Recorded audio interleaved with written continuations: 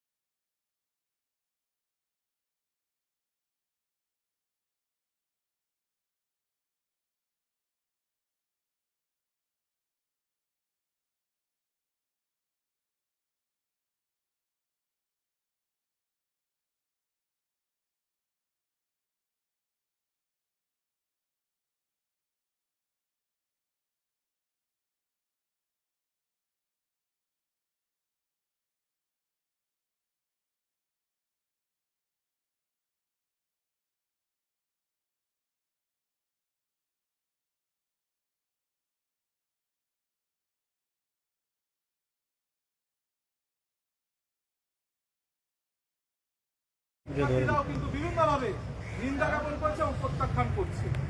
সুতরাং এই যে লেভেল প্লেইং ফিল্ড বলতে বিশ্ববিদ্যালয় প্রশাসন কিছুই নিশ্চিত করতে পারছে না, এই বিষয়ে আরো বিস্তারিত সম্যক ধারণা তুলে ধরবেন আমাদের ছাত্রদল মনোনীত ভিপি প্রার্থী আবিদুল ইসলাম খান।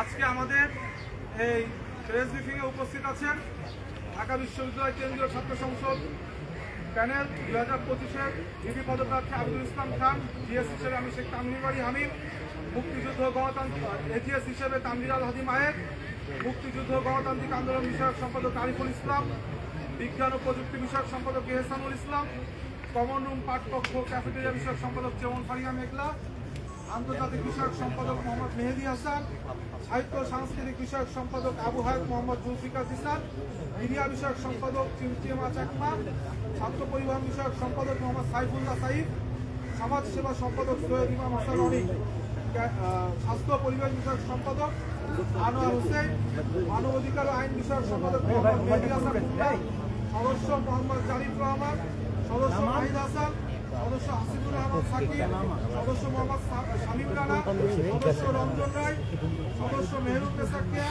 সদস্য ইবনু আহমেদ, এবং নিত্যানন্দ পাল। আমরা অবিলম্বে বিশ্ববিদ্যালয় প্রশাসনকে চিফ রিটার্নিং অফিসারকে আহ্বান জানাবো শিক্ষার্থীদের যাতায়াতের সহজ মাধ্যম শাটল সার্ভিসকে অবিলম্বে আবার চালু করা হোক।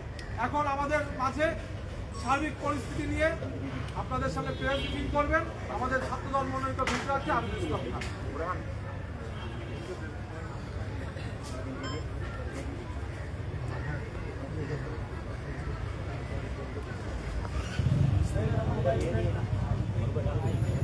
প্রিয় সাংবাদিক বৃন্দ, আবিদ ভাই এদিকে সালাম গ্রহণ করবেন। আসসালামু আলাইকুম। প্রিয় বন্ধুগণ,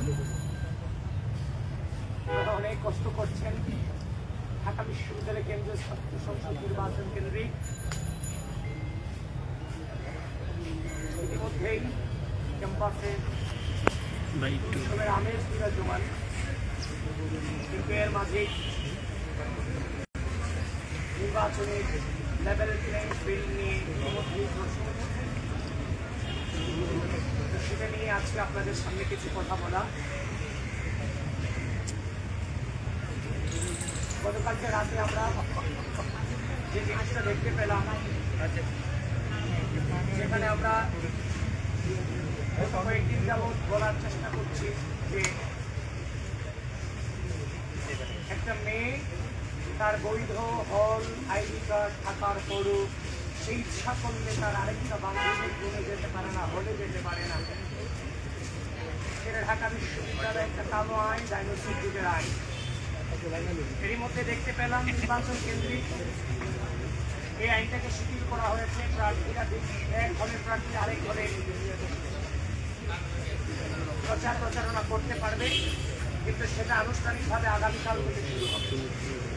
কিন্তু এর মধ্যে দেখতে পেলাম আমার জেনারেল সেক্রেটারি বলেছেন যে রাত 11টা 15 কিংবা 13 দিকে অথবা 15 দিকে আমরা দেখতে পেলাম একজন ভিপি প্রার্থী তিনি মেয়েদের বিভিন্ন রুমে ঘুরে ঘুরে প্রচারণায় অংশ নিচ্ছেন। উনি ক্ষমা চেয়েছেন হল প্রভুষ্টের কাছে। এখন কোনো ঘটনা, যে ঘটনাটা কোনোভাবে আইনের সাথে যায় না, আইন সেটাকে বৈধতা দেয় না, এখন সেই ঘটনা ঘটিয়ে এখন যদি আপনারা ক্ষমা চান, তাহলে অন্যান্য যে প্রার্থীরা আছে তারাও বলবে আমি একটি ঘটনা ঘটিয়ে নেই, তারপর আমিও ক্ষমা প্রার্থনা করব। এভাবে তো আসলে আচরণবিধি লঙ্ঘন করাটা কোনোভাবেই আইনের সাথে যায় না এবং বিশ্ববিদ্যালয়ের পরিবেশ পরিস্থিতি নির্বাচনের লেভেল প্লেইং ফিল্ডের সাথে কোনোভাবেই সেটা যায় না। আশা করি বিশ্ববিদ্যালয় প্রশাসন এটা নিয়ে তাদের বক্তব্য সুস্পষ্ট করবে, নির্বাচন কমিশন এটা নিয়ে তাদের বক্তব্য সুস্পষ্ট করবে।